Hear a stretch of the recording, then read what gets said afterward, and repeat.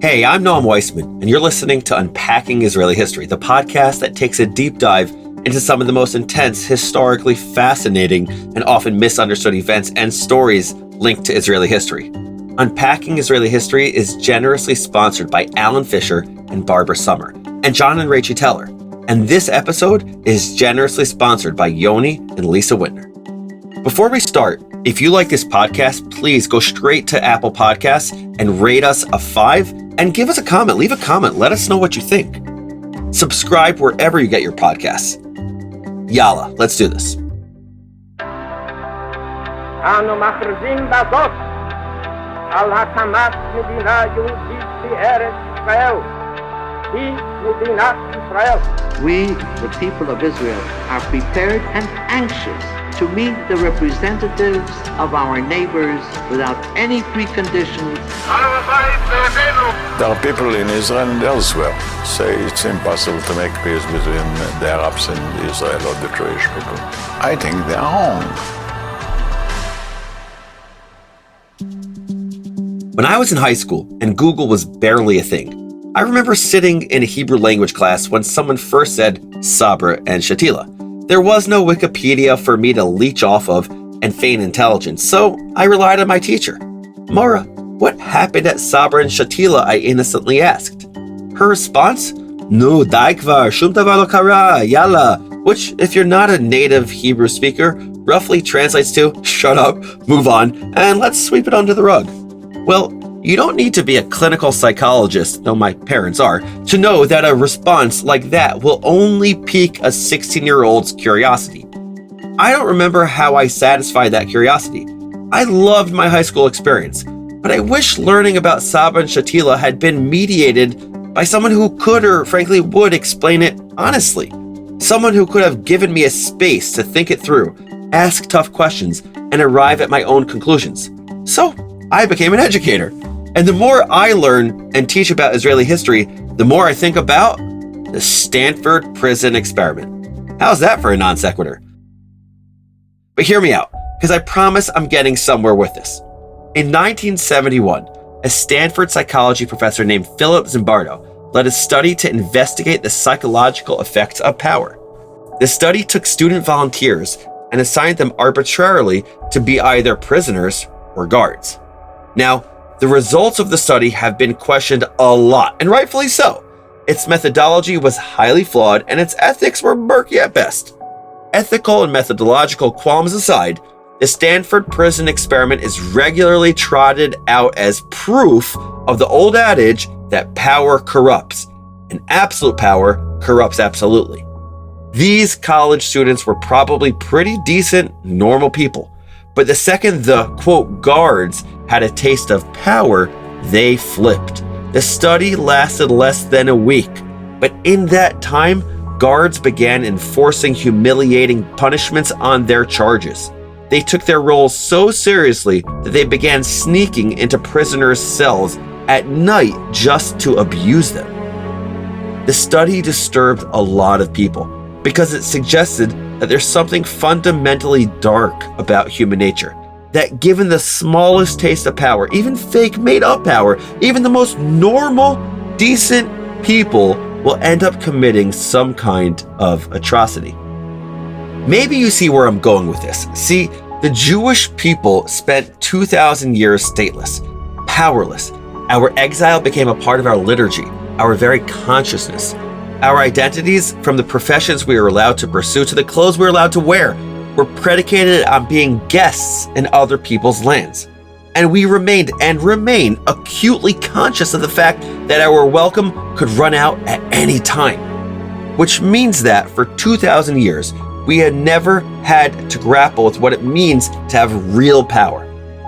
Rabbi Joseph Ber Soloveitchik, a generational Talmudic mind and the preeminent leader of modern Orthodox Judaism in the 20th century, put it neatly.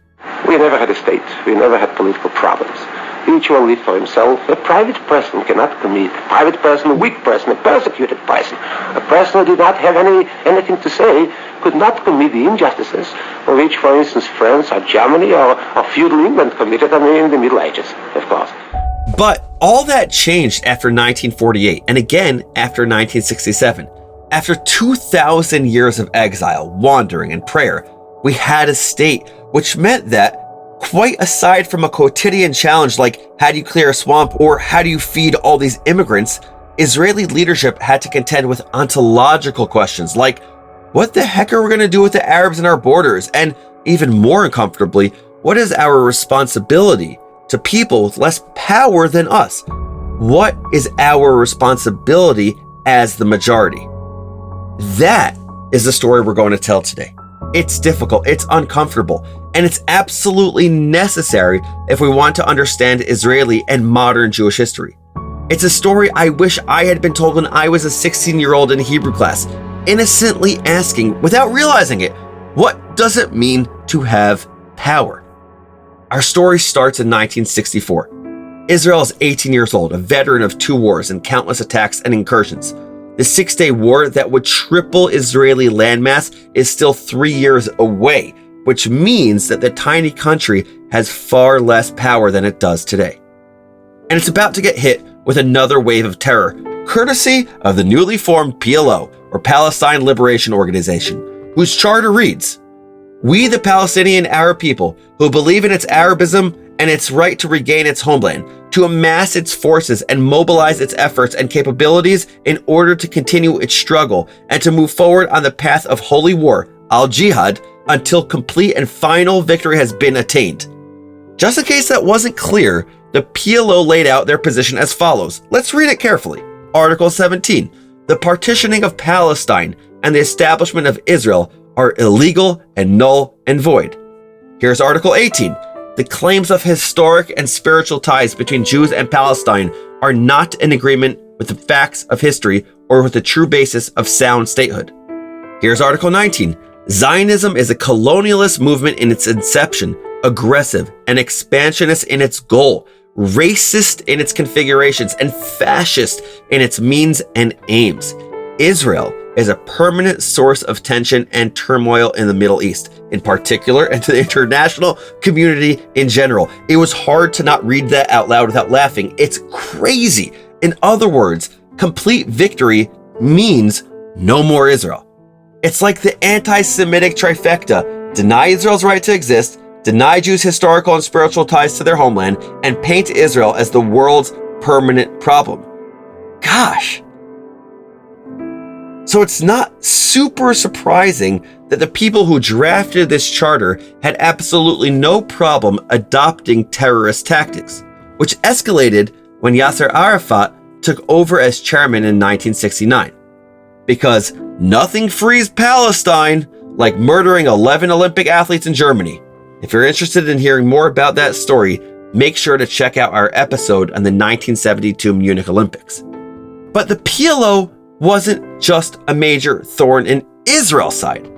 Aside from openly flouting Jordan's laws, they also tried to kill King Hussein of Jordan twice.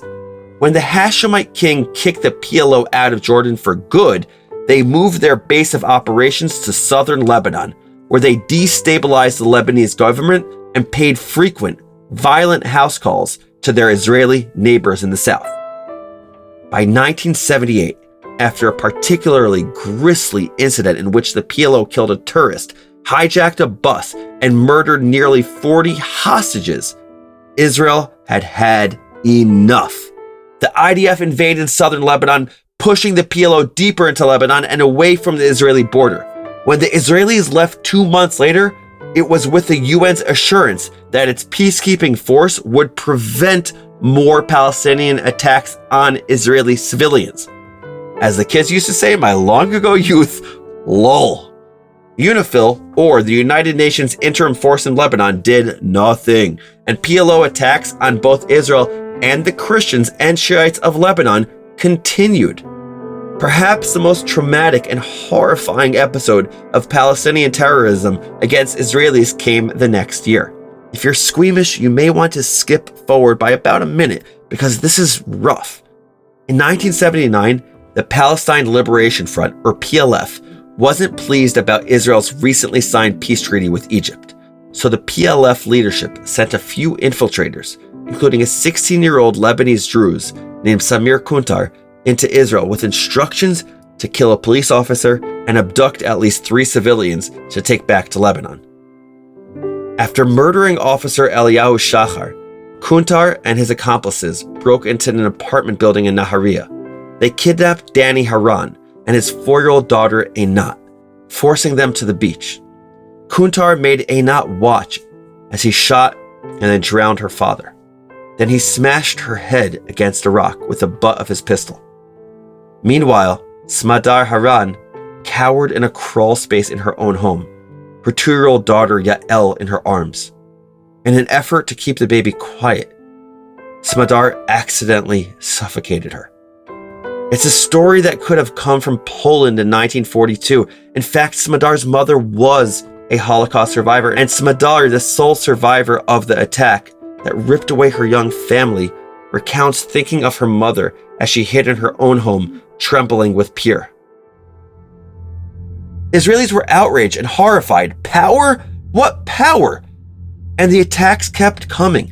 In 1982, a Palestinian splinter group called Abu Nidal, which broke away from the PLO in 1974, ambushed Shlomo Argov, the Israeli ambassador to England, sending him into a 3-month coma and disabling him for life. For Prime Minister Menachem Begin and his hawkish defense minister Ariel Sharon, the attack on Argov was the straw that broke the camel's back. IDF tanks rolled into southern Lebanon less than 72 hours later with the goal of ending these attacks. But they were rolling into a mess. Like Israel, Lebanon is complicated. And in 1982, it was buckling under 7 years of internecine war. Almost 60% of Lebanese are Muslim, roughly split between Sunnis and Shia, with a sprinkling of minorities like Alawites and Ismailis. Nearly 40% of Lebanese are Christians of various stripes. Druze, Baha'i, Buddhists, Hindus, and even some Jews round out Lebanon's religious minorities. By the way, I have to add another nerd corner for this wild fact. Some Lebanese actually reject being called Arab, claiming a much earlier Phoenician identity. Google it. It's a fascinating internet rabbit hole. Anyway, after Lebanon achieved its independence from the French in 1946, the country more or less functioned. For a while, Beirut even enjoyed a reputation as the Paris of the Middle East.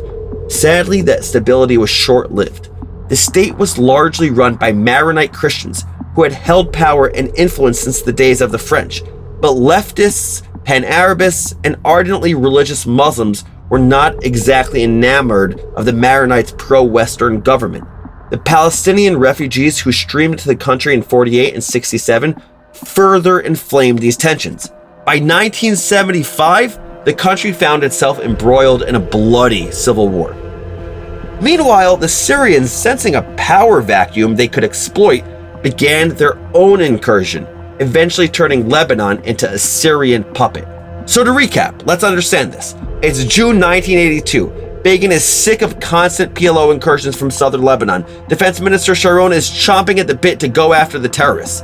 And many Lebanese, Christian and Muslim alike, are also pretty sick of the PLO, who had been gleefully wreaking havoc on Lebanon since they had moved there in 1971. What's that they say about the enemy of my enemy? It seems insane to us now, but according to Yossi Klein Halevi in his book Like Dreamers, when Israel rolled into Lebanon, Shiites as well as Christians threw rice and candies, welcoming the IDF as liberators from the hated PLO, which had terrorized southern Lebanon. But it wasn't just terrorized villagers who welcomed the Israelis. The president-elect of Lebanon himself had reason to want their superior military capabilities in his corner. Bashir Gemayel was a Christian who had long had issues with his Muslim neighbors, both Palestinian and Lebanese, and Israel was drawn to the potential of a rosy future in which Lebanon's Christian president might broker peace with his southern neighbor. Realists understood that these were dim hopes to pin on Gemayel, a controversial figure hated by 60% of his country. But they were outnumbered in Begin's cabinet, which approved the invasion. The thinking went that even if the incursion didn't result in a forever peace with Lebanon, it would at least bring an end to terror attacks from the north. Or as Begin put it with characteristic flair, when an imperative arises to protect our people from being bled, how can any one of us doubt what we have to do? At first, what we have to do was simply establish a 25-mile buffer zone between PLO bases in South Lebanon and the northern border of Israel. The IDF hit that target quickly, but soon Defense Minister Ariel Sharon agitated to expand the war. The PLO is still there, he argued. Let's march on Beirut and end them now. And Begin, elderly, frail, dependent on Sharon, who he admired mightily, acquiesced. But for the first time in Israeli history, something strange began to happen. As Israeli forces pushed deeper into Lebanon, more and more Israelis massed outside of Begin's window in protest. A bereaved father even wrote Begin a searing letter with this unforgettable line: "My beloved son is dead because of your war. Not our war, your war." This was a first for Israel. Remember, Israel is tiny and has historically been surrounded by neighbors intent on flattening it. And it's full of people who fled from unfriendly countries, including some of these neighbors. Not to mention that the vast majority of Israeli citizens serve in the army. Public support tends to be high in times of wartime. The public had never protested an active war before, but they were increasingly unconvinced that the incursion into Lebanon was really an act of self-defense, fully an act of the powerless against the powerful. And so many Israelis withdrew their support quickly. "We don't want to die in Beirut," read the posters at the protests outside of Begin's window. More pressingly and poignantly, the public also didn't want to kill in Beirut. No longer a fight between two armies, the war had devolved into guerrilla tactics, ever-shifting targets, and a boatload of civilian casualties. Israel's efforts in Lebanon were a type of asymmetric warfare, a particularly difficult kind of war to fight.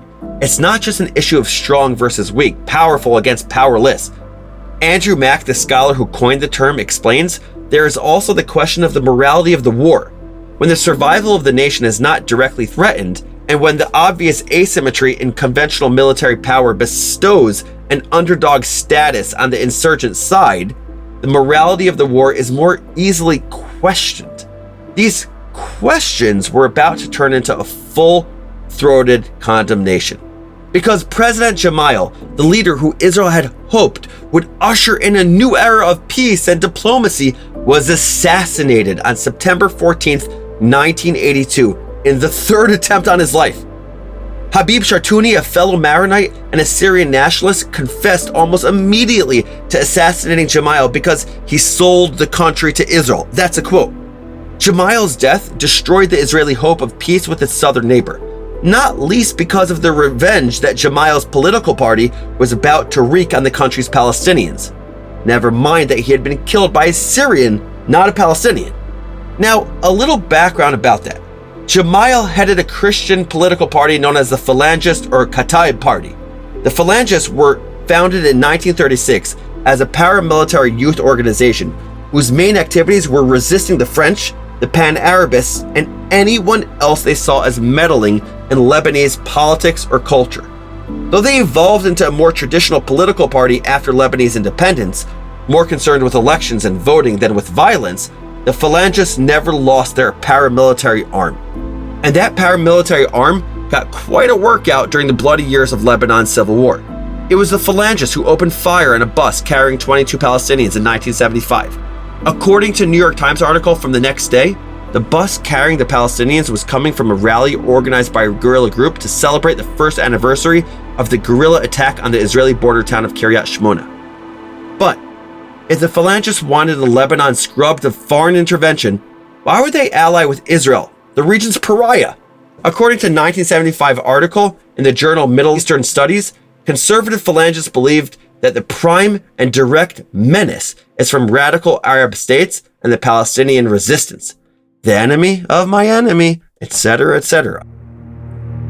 So, we have a political party with a military wing and a history of violence. It is allied with Israel. It really hates the PLO, seeing them rightfully as a foreign group trying to intervene in Lebanon's already fraught politics. And its leader has just been assassinated by a Syrian, another group whose influence the Phalangists sought to resist.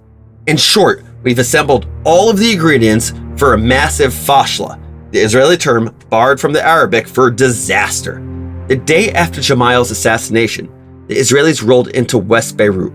Begin insisted that incursion into Beirut was to, quote, keep the peace, otherwise there could be pogroms.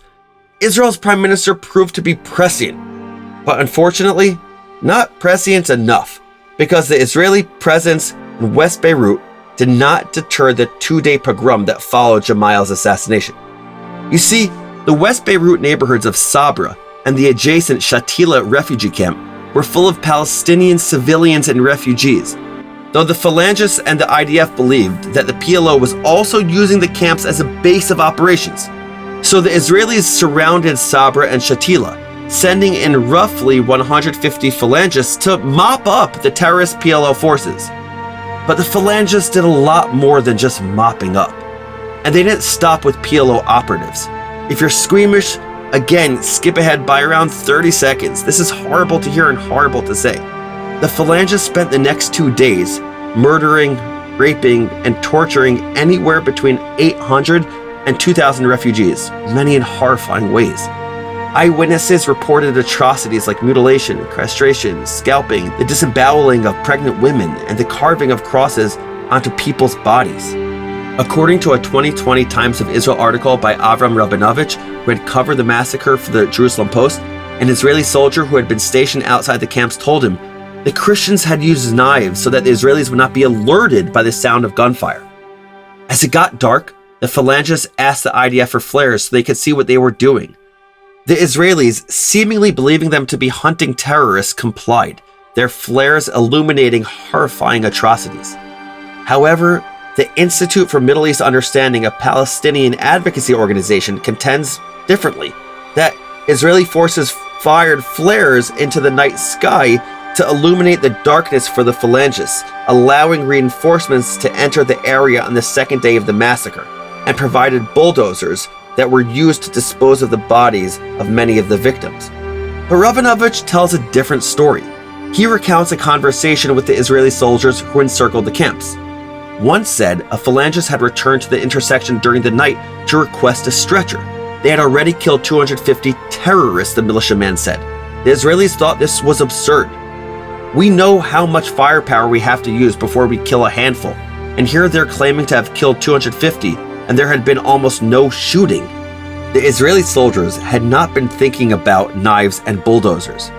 We laughed among ourselves when he left until someone said they must be counting civilians. Then we stopped laughing. This quote suggests that the Israelis truly didn't know what was going on. Indeed, Rabinovich recounts that the Israelis themselves had come under RPG and small arms fire at the beginning of the operation. No one imagined that a massacre was going on. Whether this is true is bitterly contested by everyone, including the Israeli public itself.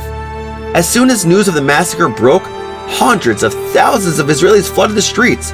Some estimates say that 10% of Israel's population came out to demonstrate against the war and the massacre, which many of the people blamed on Israeli leadership and military. They held painfully evocative signs. If I forget Sabra and Shatila, may I forget Jerusalem. Sadly, and appropriately enough, the massacre also happened right before Yom Kippur, the Jewish Day of Atonement, and the public reckoning rocked Israel. Rav Yehuda Amital, the head of the yeshiva of Yeshivat Har Etzion, known as Gush, opined that though Jews may not have perpetuated the massacre on religious grounds, they were still ultimately responsible for it.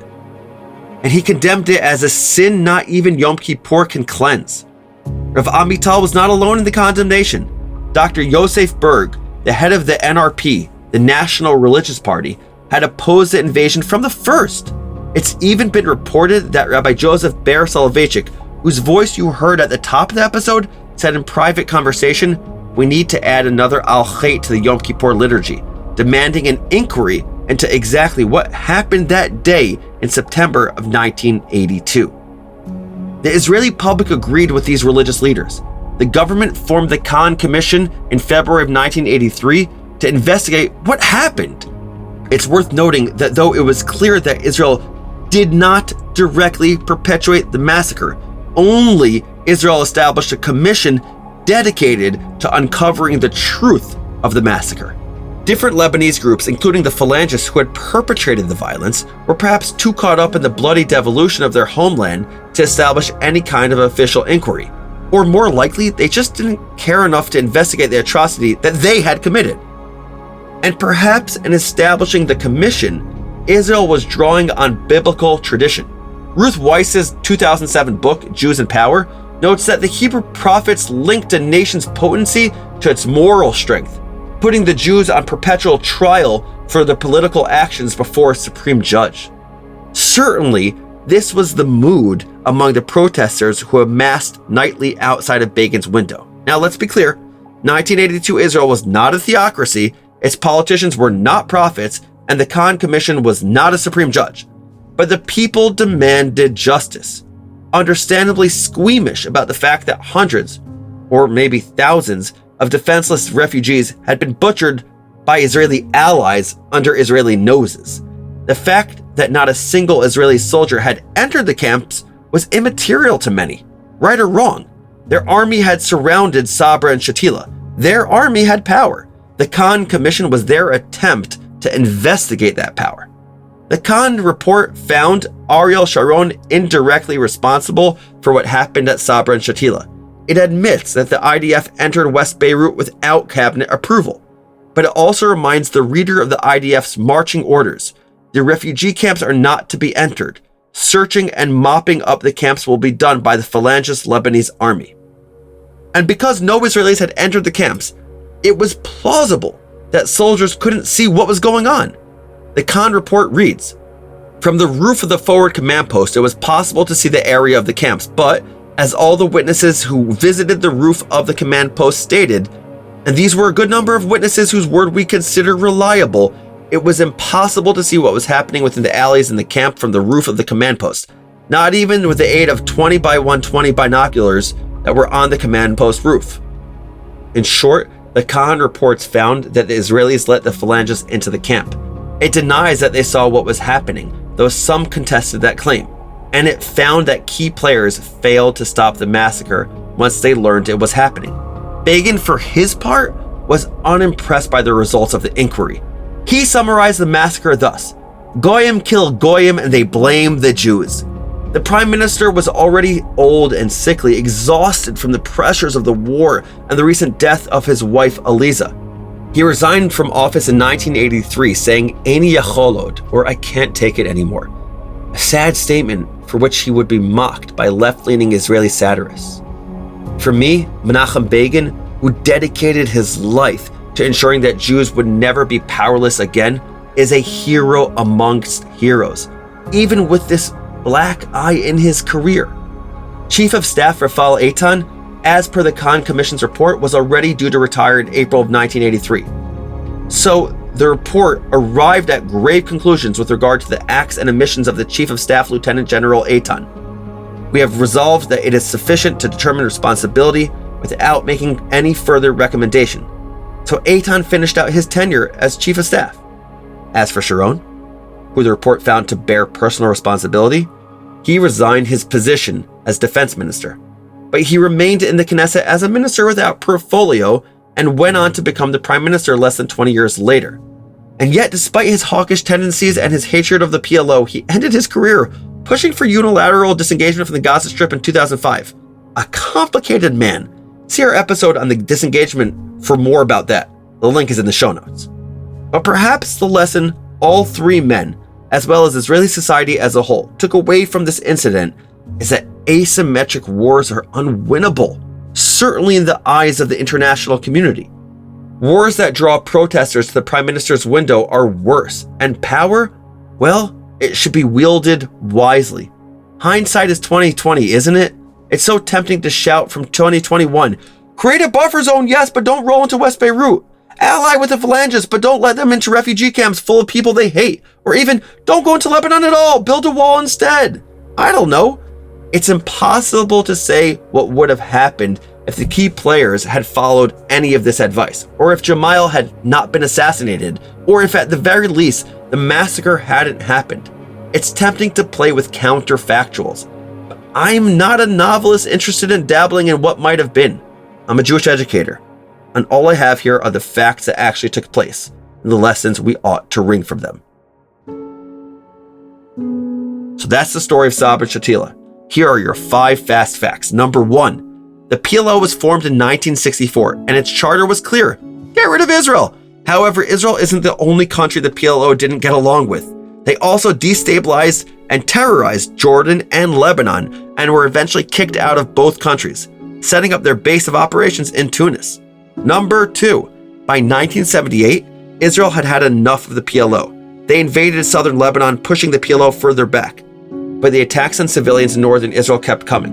And by 1982, Israel went back in with the initial goal of establishing a 25-mile buffer zone to protect the north of the country. Number 3, the incursion was a mess, and the Israeli public turned against the leadership, doubting that this quagmire was really a defensive war. Number 4, after Israeli ally Bashir Gemayel was assassinated, Israelis entered West Beirut. They gave the Phalangist militia free rein to mop up the PLO fighters operating in the neighborhood of Sabra and the refugee camp of Shatila, both of which were full of Palestinian civilians and refugees. The Phalangists responded by massacring hundreds or maybe thousands of civilians. And number 5, Israeli citizens were outraged, and the government established the Khan Commission to investigate the massacre, which found that Israel was indirectly responsible for the devastating events of those 2 days. So those are the facts, but here is one enduring lesson as I see it. As an educator, I think back to this tiny story of my teenage self in Hebrew class, innocently asking my Mora about an event that she clearly didn't want to confront. And I get it. The truth is, I think she underestimated me and my classmates, though, because I believe that our young people have the fortitude, the intelligence, and intellectual curiosity to explore the toughest questions. And questions of power may be the toughest ones of all. I'm a passionate Zionist. I've dedicated my life to teaching others about the state of Israel and the Jewish people and Jewish identity. But hagiography is an education, and love doesn't mean idolizing our heroes. I truly believe that pretending that people are perfect actually, paradoxically, minimizes them. Rabbi Samson Raphael Hirsch, a German rabbi from the 1800s, makes this point about religious heroes in the Bible. And Rabbi Jonathan Sacks mimics his words. People are complex, Rabbi Sacks writes. No one in the Torah is portrayed as perfect. Moses, Aaron, and Miriam are all punished for their sins. So is King David. Solomon, wisest of men, ends his life as a deeply compromised leader. The Torah is far from hagiography, idolization, and hero worship. This goes double, triple for the leaders of the Israeli state, because unlike so many in the Bible, they have power. They aren't Abraham forced to curry favor with foreign kings. They aren't Jacob fleeing famine at home to settle in a foreign land. They aren't Moses wandering for 40 years without ever stepping foot into the promised land. No, our modern leaders are a lot more similar to Joshua, to David, to Solomon, people who lived in a state of their own, who sometimes signed treaties with foreign leaders, who sometimes fought wars against their neighbors, who commanded armies and held the responsibility for casualties, who were motivated often by the need to protect their people and their heritage, who were sometimes deeply flawed. You don't need to be religious to look to the Bible for a lesson in how to wield power or how not to wield it. Jewish tradition gives us the tools we need to interpret modern Israeli history, to teach our young people to grapple with it and come to their own conclusions. We no longer need to say, "Nu dai kvar, shum davar lo kara, yalla," because mashu ken kara, something did happen. No, it's not weak need self-flagellation to confront our story. Rather, confronting our history and choices is the actualization of emerging from an ethical and religious tradition that specifically commands us to confront ourselves honestly.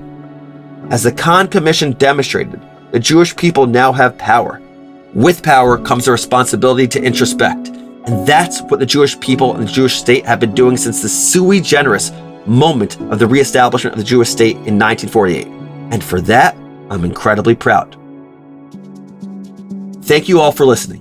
If you haven't yet, subscribe wherever you get your podcasts, and help us grow this podcast community by rating and reviewing us on Apple Podcasts. Give it that 5-star rating. It helps. Now it's time for our final segment, Israel's Nerd Talk, where we highlight one of you, our amazing listeners. We get the best emails from you guys, and we want to share them with the world. This week, I'm going to highlight a letter from a listener named Ari, and I like this letter because it really made me think. Here's what Ari wrote. Hi, Noam. Hi, Ari. I really enjoyed the latest episode on Operation Thunderbolt. My wife and I watch the 1979 film every Tisha B'Av. Despite watching it every year, it never gets old, and it's more uplifting than a Holocaust movie.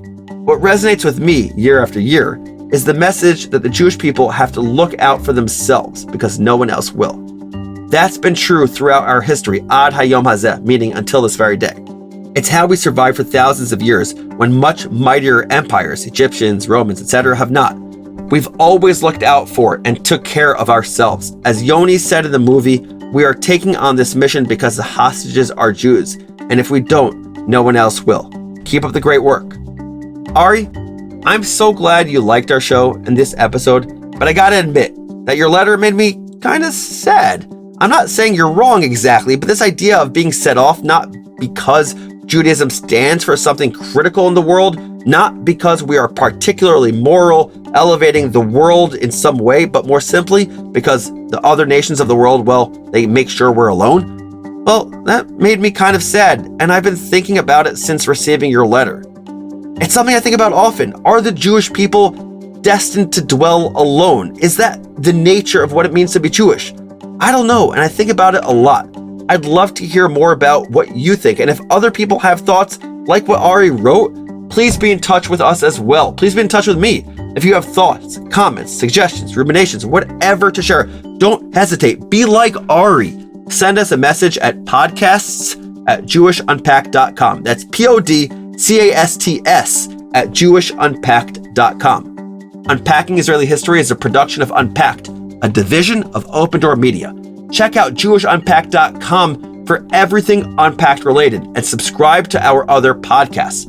Follow Unpacked at all the social media places like TikTok, where all the cool kids are, Instagram, Facebook, YouTube, and Twitter.